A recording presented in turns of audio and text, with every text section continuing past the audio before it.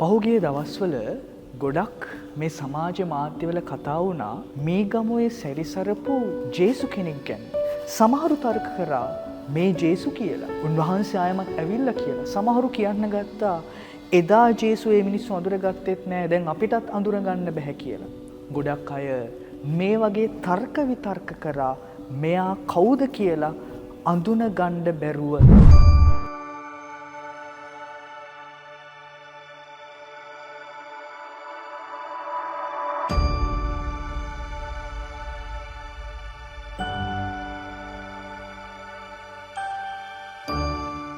පහුගිය දවස්වල ගොඩක් මේ සමාජ මාධ්‍යවල කතා වුණා මේ ගමේ සැරිසරපු ජේසු කෙනෙක් ගැන.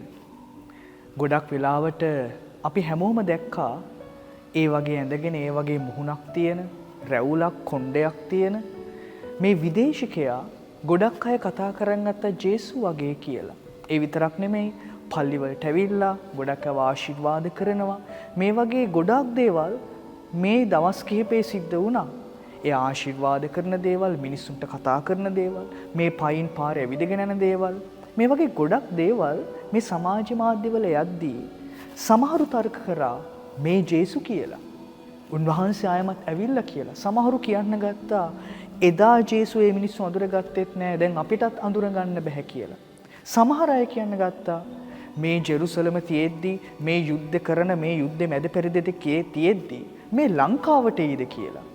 ගොඩක් අය මේ වගේ තර්ක විතර්ක කරා මෙයා කවුද කියලා අඳුන ගන්න බැරුව.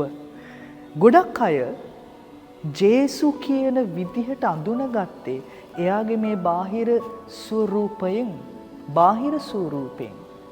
ඒ නිසා තමයි ගොඩක් අය එතන නතර වෙන්න ගියේ. එයා ළඟ නතර වෙන්න ගියා. හොයාගෙන ගියා.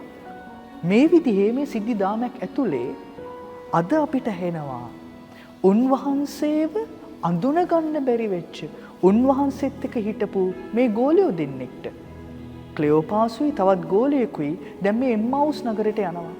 ඒ නගරයට යන්නේ මේ කාන්තාව ටික මග්දලාවේ මරියයි අනිත් ස්ත්‍රීන් ටික ඇවිල්ලා කියද්දි ජේසුස් සොහොනේ නෑ කියලා. මේ දෙන්නා මේ ජේසුව හම්බ වුණාම අපිට දේවචන කියනවා අඳුනගත්තේ නෑ උන්වහන්සේ කියලා. කතා කර ගියා. එයාලා බොහොම දුකෙන් හිටියේ. අපි හිතුවා බලාපොරොත්තු වුණ අපිට ගැලවීම දෙන්න ආපු කෙනා එයා කියලා. හැබැයි දැන් සොහොනෙත් එයාගේ සිරුර නැහැ. බලාපොරොත්තු ඔක්කොම නැති වෙලා මේ බලාපොරොත්තු විරහිත දෙන්නෙක් විදිහට තමයි මේ දෙන්න එම්මාවුස් වලට යන්නේ.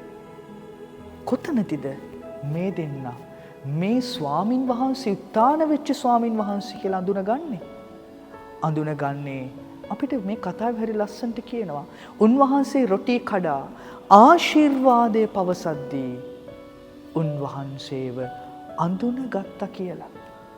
රොටි කඩා ආශිර්වාදයේ පවසද්දී ඒ කියන්නේ අන්තිම රාත්‍රී භෝජනේ උන්වහන්සේ ගෝලයන්ට කිව්වා මා සිහිවීම පිණිස මේ සිද්ධ කරන්න. උන්වහන්සේ ආයමත් මේ ගෝලයන්ට ප්‍රකාශ වෙන ගෝලයෝ අඳුනගන්නේ වෙන කිසිම තැනක නෙමෙයි. උන්වහන්සේ රොටි කඩපු ඒ අන්තිම රාත්‍රී භෝජනයේ වෙලාවේ උන්වහන්සේ ස්ථාපිත කරපු දිව්‍ය සප්‍රසාදීය ප්‍රාතිහාර්ය ආයමත් කරන තැනදී තමයි මේ ගෝලියෝ දෙන්න මේ ස්වාමින් වහන්සේ කියලා අඳුනගන්නේ. එතකන් බාහිර පෙනුමකින් උන්වහන්සේව අඳුනගත්තේ නැහැ. උන්වහන්සේට කියන අපිත් එක්ක නතර වෙන්න කියලා. හැබැයි නතර වෙන්න කියලා කියන්නේ ඒ උන්වහන්සේ කියලා අඳුනගන්නේ නැතුව. දැන් රෑ වෙලා තව යන්න දුරක් තියෙනවා. මේ රෑ බෝ වෙලා යන්න එපා. අපිත් එක්ක ඉන්න. මේකටයි නතර වෙන්න කිව්වේ.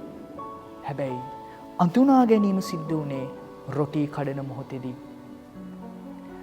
ජේසු ඔයාගේ ජීවිතය ඇතුලේ මගේ ජීවිතය ඇතුලේ අඳුන ගන්න පුළුවන් හොඳම තැන. අපි ගොඩක් වෙලාවට කියනවා මගේ ජීවිතයේ අත්දැකීම් ගැන දෙවියන් වහන්සේව මෙතන මම අත්දැක්කා. මෙන්න මේ වගේ දේවල් වල අත්දැක්කා. ඒ විතරක් නෙමෙයි තවත් අයගේ සාක්ෂි දැරීම් ළඟ අපි නතර වෙනවා නේද? අද ගොඩක් වෙලාවට මේ ස්වාමින් වහන්සේගේ ජීවමාන බව ගොඩක් අය ඔප්පු කරන්න යන්නේ, ගොඩක් අය අත්දකින්න යන්නේ අනික් කෙනාගේ ජීවිතය ඇතුලේ. එයාගේ ජීවිත කතාව ඇතුලේ තමයි මම අත්දකින්නේ. තවත් කෙනෙක්ගේ ජීවිත කතාවක් ඔයාගේ ජීවිතයට උන්වහන්සේට ලං වෙන්න පාදකයක් වෙන්න ඕන. හැබැයි ඒ අත්දැකීම නිසා නම් මම ජේසුස් හඳුනගන්නේ.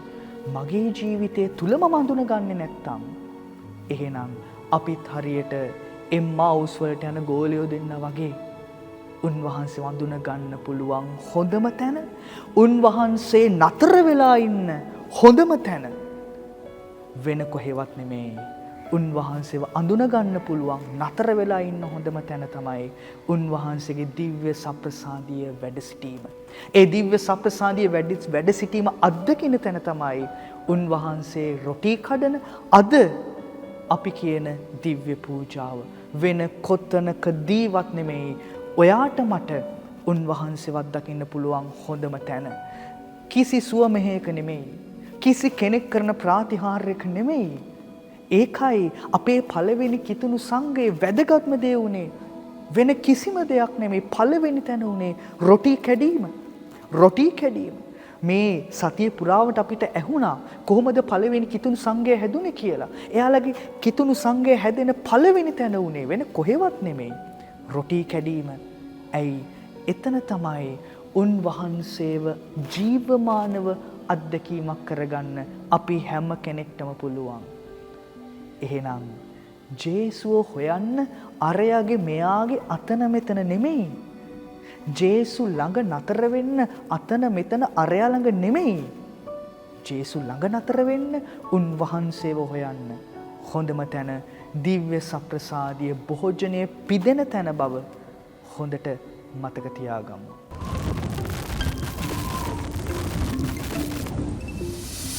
Walk with the church.